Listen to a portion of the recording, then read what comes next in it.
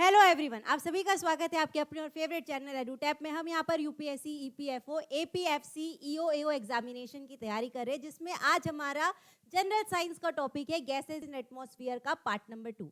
इसके पहले हमने पार्ट नंबर 1 कर लिया है, तो मुझे ये उम्मीद है कि आपने वो पार्ट भी पूरा देखा होगा। इस पार्ट को भी आपको लास्ट तक देखना है। गैसेस इन एटमॉस्फेयर से क्वेश्चन बहुत सारे हैं। हम पार्ट नंबर 3 में एटमॉस्फेयर की जो अलग अलग लेयर्स रहती है, स्ट्रेटोस्फीयर, टोपोस्फियर, वो हम पार्ट नंबर 3 में करेंगे। ठीक है, तो ये दो पार्ट जो है, पार्ट नंबर 1 और पार्ट नंबर 2, तो कौन कौन सी गैसेस ज्यादा रहती, कम रहती, कहां पर कौन सी गैस यूज होती है, ये दोनों पार्ट में आपका कंप्लीट हो जाएगा। ठीक है, तो चलिए वीडियो को आप लास्ट तक देखेंगे। सबसे पहले बढ़ते हैं क्वेश्चन नंबर 1 की तरफ। Which gas is known as laughing gas? यहाँ पर कौन सी आपकी लाफिंग गैस है? Nitrous oxide, carbon monoxide, hydrogen sulphide की नन ऑफ द अबव। तो आपको ध्यान रखना है कि हमारी जो लाफिंग गैस है वो कौन सी है? Nitrous oxide. कौन सी आपको याद रखना है? Nitrous oxide. इसका आंसर क्या हो जाएगा? Option number A.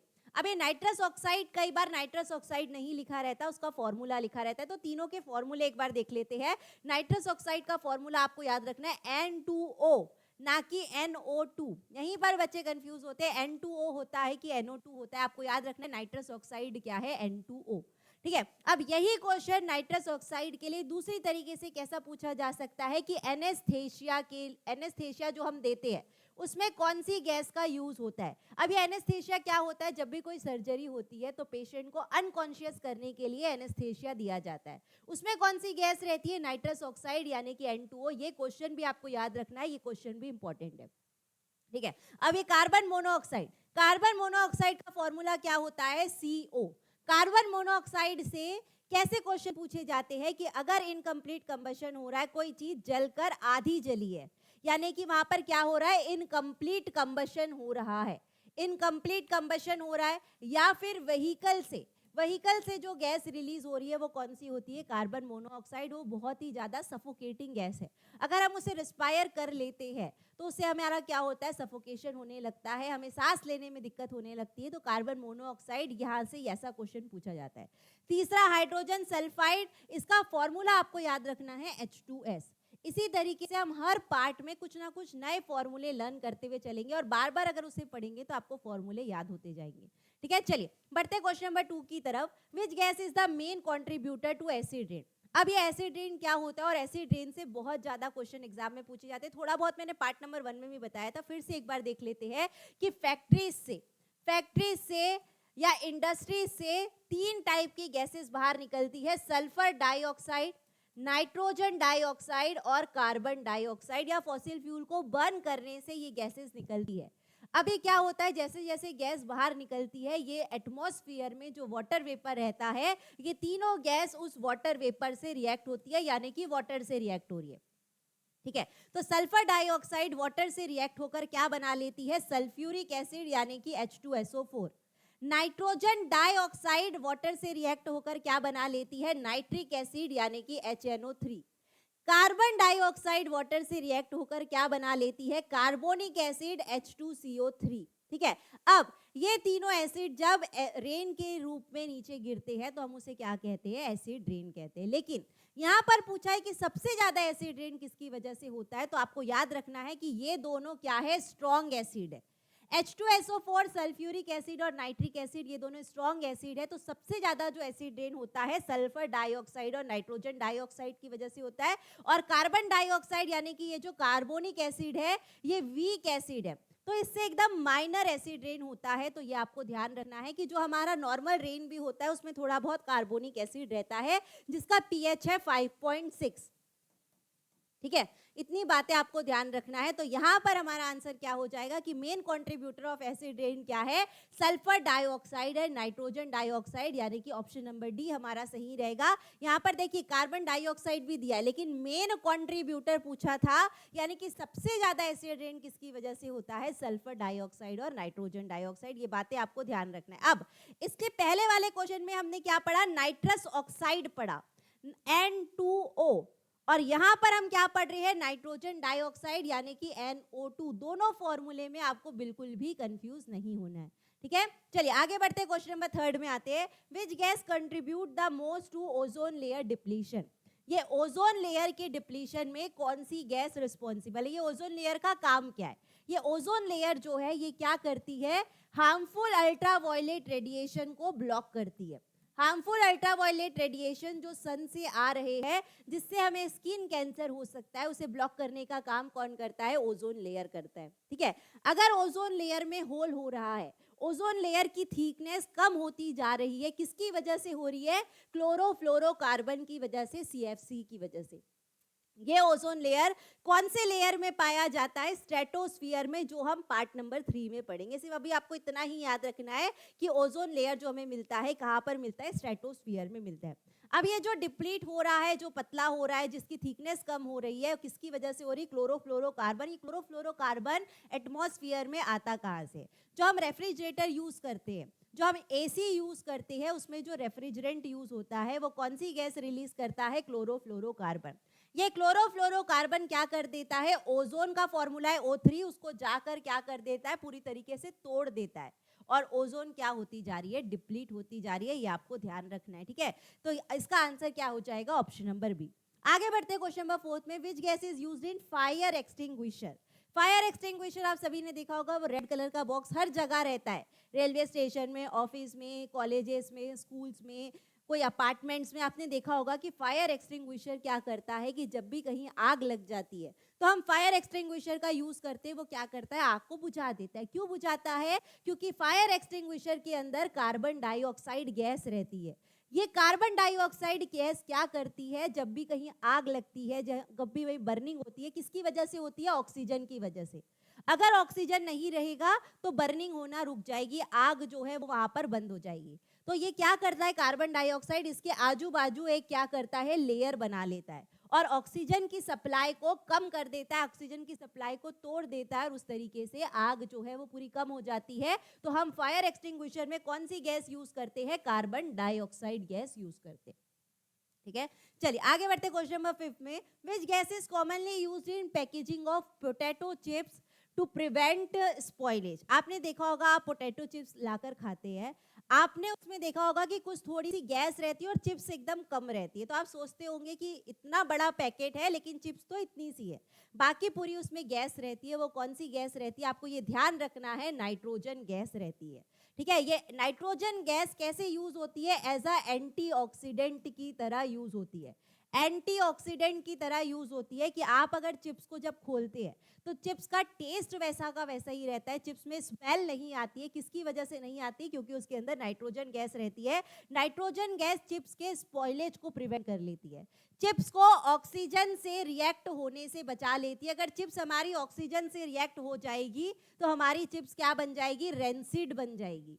क्या बन जाएगी, रेंसिड बन जाएगी। तो रेंसिडिटी को रोकने के लिए ये क्वेश्चन दूसरी तरीके से भी पूछा जा सकता है कि रेंसिडिटी को कम करने के लिए हम कौन सी गैस यूज करते हैं। आपको याद रखना है, nitrogen gas, as a antioxidant उसका यूज किया जाता है। अगर यही क्वेश्चन पूछेगा कि पोटैटो चिप्स के स्पॉइलेज में कौन सी गैस यूज होती है, तो आपको याद रखना है वो है ऑक्सीजन गैस। ठीक है, चलिए आगे बढ़ते क्वेश्चन नंबर 6 में, which gas is used as fuel in LPG। LPG का फुल फॉर्म सबसे पहले पता रहना चाहिए, लिक्विफाइड पेट्रोलियम गैस। LPG का फुल फॉर्म क्या है, लिक्विफाइड पेट्रोलियम गैस, जो सिलेंडर्स हम घर में यूज करते हैं। ये LPG के अंदर कौन कौन सी गैसेज रहती है, आपको याद रखना है, उसमें रहती है प्रोपेन और ब्यूटेन। कौन कौन सी गैस रहती है, प्रोपेन और ब्यूटेन रहती है, इसलिए इसका आंसर क्या हो जाएगा, more than one of the above.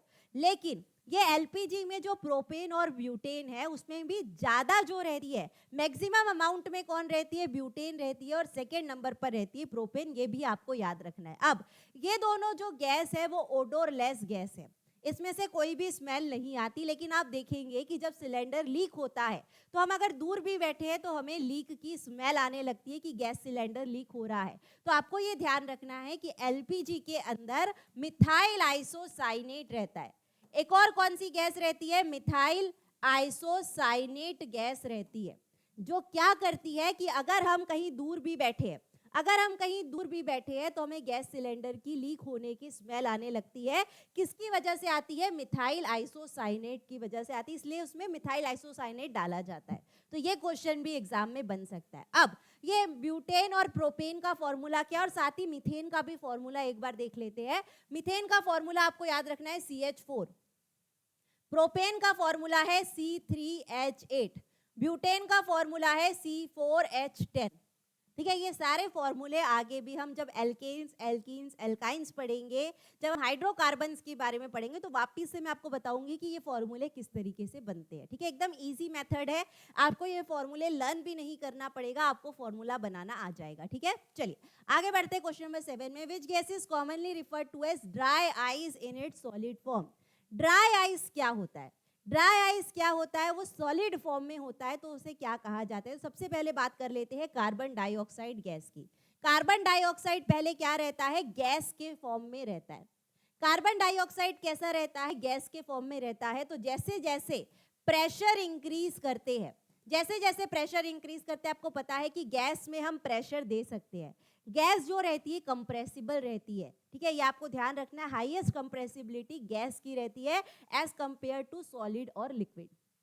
ठीक है, तो जैसे जैसे आप उसे कंप्रेस कर रहे हैं, जैसे जैसे प्रेशर को बढ़ा रहे हैं, तो ये गैस किस में बदलने लग जाती है? सॉलिड में चेंज होने लग जाती है। यानी कि कार्बन डाइऑक्साइड ने क्या फॉर्म ले लिया है? सॉलिड फॉर्म ले लिया है, जिसे हम क्या कहते हैं? ड्राई आइस कहते हैं। ये सॉलिड कार्बन डाइऑक्साइड को हम क्या कहते हैं? ड्राई आइस कहते हैं। तो हमारा आंसर हमें मिल गया है कि dry ice in solid form वो क्या है? कार्बन डाइऑक्साइड है।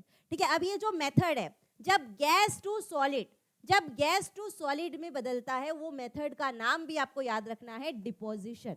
कौन सा मेथड है ये? डिपोजिशन। अगर सॉलिड टू गैस में बदलता है, अगर डायरेक्टली सॉलिड टू गैस में बदलता है विदाउट चेंजिंग इनटू लिक्विड, तो उसे हम क्या कहते हैं? सब्लिमेशन कहते हैं। उसे क्या कहते हैं? सब्लिमेशन कहते हैं। तो इसका बेस्ट एग्जांपल है सब्लिमेशन का कैम्फर। आपने कैम्फर की जो ट्यूब्स है, कैम्फर की जो बट्टियां रहती है, जो गोलियां रहती है, आपने उसे देखा होगा कि थोड़ी देर अगर हम उसे बाहर निकाल कर रखते हैं, पहले तो वो सॉलिड फॉर्म में रहती है और उसके बाद वो वेपर्स में कन्वर्ट हो जाती है या पूरी तरीके से खत्म हो जाती है, उड़ जाती है। क्यों ऐसा हो रहा है कि सॉलिड किस में बदल रही है? गैस में बदल रही है। यानी कि कैम्फर में क्या होता है? सब्लिमेशन होता है। ये बातें सारी आपको याद रखना है। ठीक है, चलिए आगे बढ़ते हैं, क्वेश्चन नंबर 8 में आते हैं। Which gas is the primary constituent of biogas. Biogas का प्राइमरी कॉन्स्टिट्यूएंट या मेन कॉन्स्टिट्यूएंट कौन सा होता है? आपको ध्यान रखना है, वो है मीथेन। मीथेन जो रहता है, अब बायोगैस इसीलिए बहुत इंपॉर्टेंट है। बायोगैस से कौन सी गैस रिलीज होती है? मीथेन गैस रिलीज होती है, जो इलेक्ट्रिसिटी में या एज अ फ्यूल हम उसे यूज कर सकते हैं। तो बायोगैस में कौन सी गैस रिलीज होती है? मीथेन। अगेन फॉर्मूला देख लेते हैं, CH4। कार्बन डाइऑक्साइड का फॉर्मूला है CO2। हाइड्रोजन सल्फाइड का फॉर्मूला है H2S। तो आपको याद रखना है कि बायोगैस का मेन कॉन्स्टिट्यूएंट या प्राइमरी कॉन्स्टिट्यूएंट क्या है? मीथेन है। ठीक है, चलिए क्वेश्चन नंबर 9 में आते हैं। Which gas is responsible for green house effect on Venus. Venus में आपको पूछ रहा है कि ग्रीन हाउस इफेक्ट किसके कारण होता है। तो सबसे पहले आपको ग्रीन हाउस इफेक्ट पता रहना चाहिए, जो मैंने पार्ट नंबर 1 में पढ़ाया था। ग्रीन हाउस गैसेस हमारी 6 है। पहली ग्रीन हाउस गैस है कार्बन डाइऑक्साइड, दूसरी है मीथेन, तीसरी है नाइट्रस ऑक्साइड यानी कि लाफिंग गैस वाला, नाइट्रोजन डाइऑक्साइड नहीं, नाइट्रस ऑक्साइड। चौथी आपको याद रखना है ओजोन, पांचवी है क्लोरोफ्लोरोकार्बन और छठवीं है आपकी वाटर वेपर। ये 6 हमारी जो ग्रीन हाउस गैसेज है, वो क्या करती है? सन की हीट को ट्रैप कर लेती है और साथ ही साथ अर्थ की हीट को भी बाहर नहीं जाने देती। यानी कि हीट प्लस हीट, सन की हीट प्लस अर्थ की हीट मिलाकर क्या कर देते हैं? टेम्परेचर को इतना इंक्रीज करते हैं कि ग्लोबल वार्मिंग होने लगती है। तो ये क्वेश्चन ये पूछ रहा है कि वीनस जो प्लेनेट है, उसमें ग्रीन हाउस इफेक्ट का कारण क्या है? तो आपको याद रखना है, उसमें सबसे ज्यादा कार्बन डाइऑक्साइड है। वीनस जो है वो एक ऐसा प्लेनेट है जो सबसे हॉटेस्ट प्लेनेट है।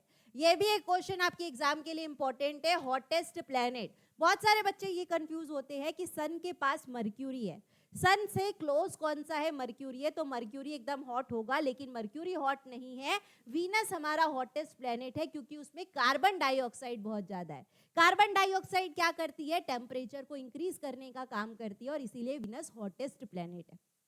ठीक है, एक और क्वेश्चन पूछा जा सकता है कि अर्थ का ट्विन, अर्थ का ट्विन किसे कहा जाता है? अर्थ का ट्विन प्लैनेट कौन सा है? आपको याद रखना है, अर्थ का ट्विन प्लैनेट भी कौन सा है? वीनस है। ट्विन का मतलब जुड़वा, जुड़वा यानी कि उसका शेप जो है वो भी अर्थ के समान है, उसका साइज जो है वो भी अर्थ के समान है। तो अर्थ का ट्विन कौन सा प्लैनेट है? वीनस। ठीक है, चलिए लास्ट क्वेश्चन में आते हैं, क्वेश्चन नंबर 10 में। Which gas is used to detect leak in pipelines. Pipelines कभी लीक होती है, अब इतनी लंबी लंबी पाइपलाइंस होती है, कहाँ से लीक हो रहा है। अब हम पूरी पाइपलाइन को तो चेंज नहीं करते, तो हम देखते हैं कि कहाँ से पाइपलाइन लीक हो रही है और वो उतनी पार्ट को हम चेंज करते हैं, ठीक है। तो पाइपलाइन जो लीक हो रही है वो आप किससे डिटेक्ट कर पाते हैं, हीलियम गैस से। हीलियम जो है वो क्या है, नॉन रिएक्टिव गैस है। वो क्या करती है, वो हमें ऐसा डिटेक्ट करवाती है कि कहाँ से पाइपलाइन लीक हो रही है। एक और क्वेश्चन हमने पार्ट नंबर 1 में किया था कि जो गैस बलून्स होते हैं, गैस बलून्स में कौन सी गैस रहती है। आपने गैस बलून देखा होगा कि जब हम छोड़ देते हैं तो गैस बलून ऊपर चले जाते हैं। उसके अंदर भी जो गैस रहती है वो कौन सी गैस रहती है, हीलियम गैस रहती है। दोनों क्वेश्चन हीलियम के लिए आपको याद रखना है, ठीक है। तो ये था पार्ट नंबर 1 हमारा। फिर उसके बाद हमने पार्ट नंबर 2 कर लिया जिसमें हमने एटमॉस्फेयर की गैसेस का यूजेस देख लिया। अब पार्ट नंबर 3 में हम क्या करने वाले हैं, अलग अलग लेयर्स के बारे में, ट्रोपोस्फियर, स्ट्रेटोस्फियर, मेसोस्फियर, ये सारे लेयर्स क्या होते हैं, क्या क्या इनका काम है, ये क्या क्या काम करते हैं, इनके अंदर क्या क्या काम होते हैं, सारी बातें हम पार्ट नंबर 3 में देखने वाले हैं। तो वो वीडियो पर भी आपको आना है, ये वीडियो को भी आपको लाइक और शेयर करते जाना है। और आज के लिए बस इतना ही। आप सभी को thank you, bye, take care and all the best.